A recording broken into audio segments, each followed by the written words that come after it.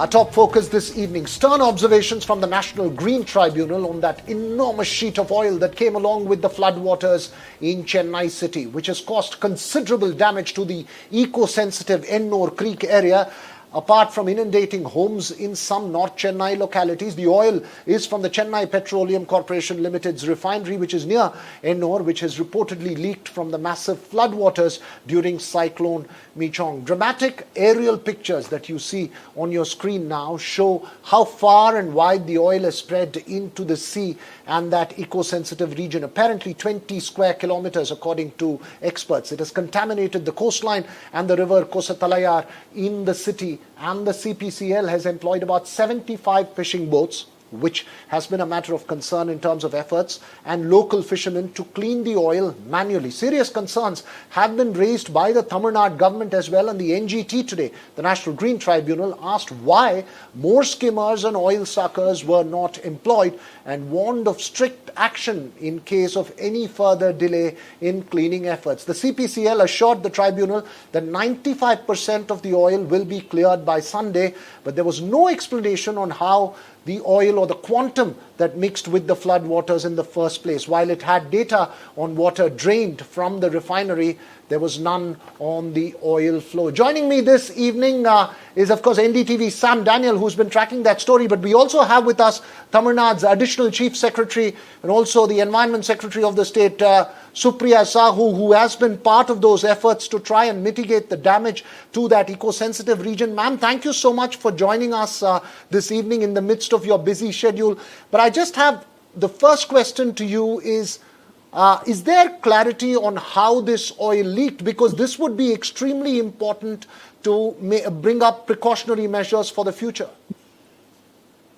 Thank you, Veer Raghav. Actually, I'm on the site of the oil spillage with my team. And the technical committee that was constituted by the Pollution Control Board of Tamil Nadu, they have visited the site with experts, and they have found that the oil spillage has happened because of the accumulated sludge and the oil deposits that were there in the CPCL refinery, which is actually a huge, kind of an area, more than 800 hectares. So when the flood waters actually rose, the entire sludge as well as the oil has come out in a very important eco-sensitive area, as you mentioned, in the Ennore Creek area, and also impacted the adjoining villages. In terms of what exactly happened and in terms of the quantum that's been spread, ma'am, could you give us some clarity? Yes, so with respect to the quantum, the IIT Madras has been requested to undertake a comprehensive study. And at this point of time, the team is actually taking samples and they are perambulating this entire area, basically to make sure that the samples are taken randomly from several places and they are in a position to kind of collect the information. The IIT Madras will also do, they will also do a drone survey. That part is also being done. So the estimate of the oil should be available to us at any point of time now, because that study is already going on. But at the same time, it is quite visible.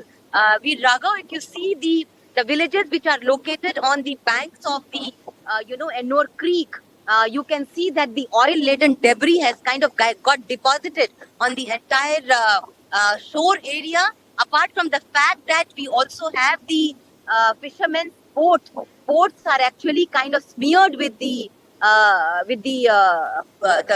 oil-laden water, and they are not able to go for fishing. So their livelihoods also have got badly impacted.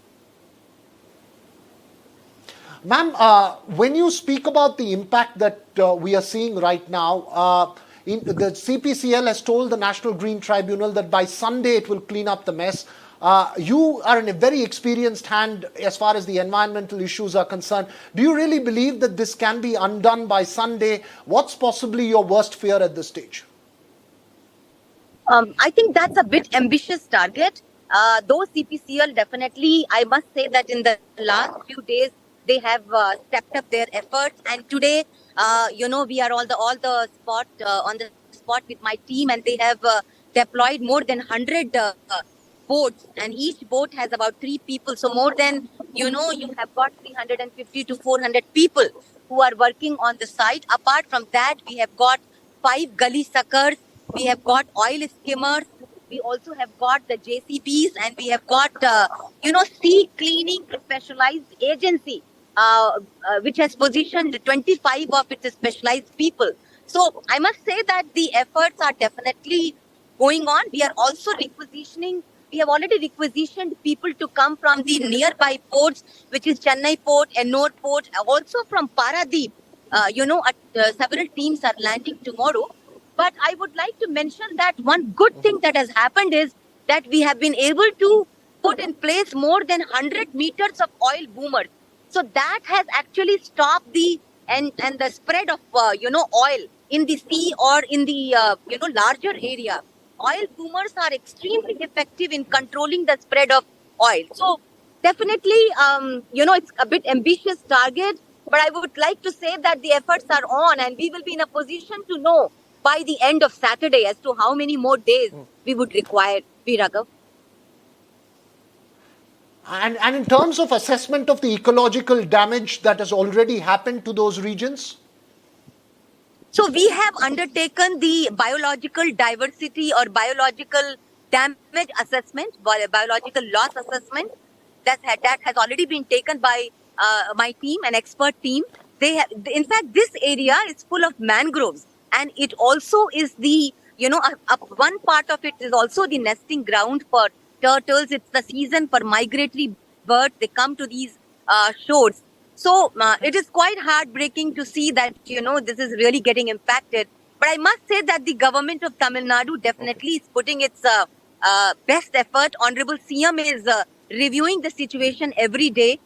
Even today also, there has been a kind of a review by him. The Chief Secretary is reviewing. All the departments are coming together to put a combined effort.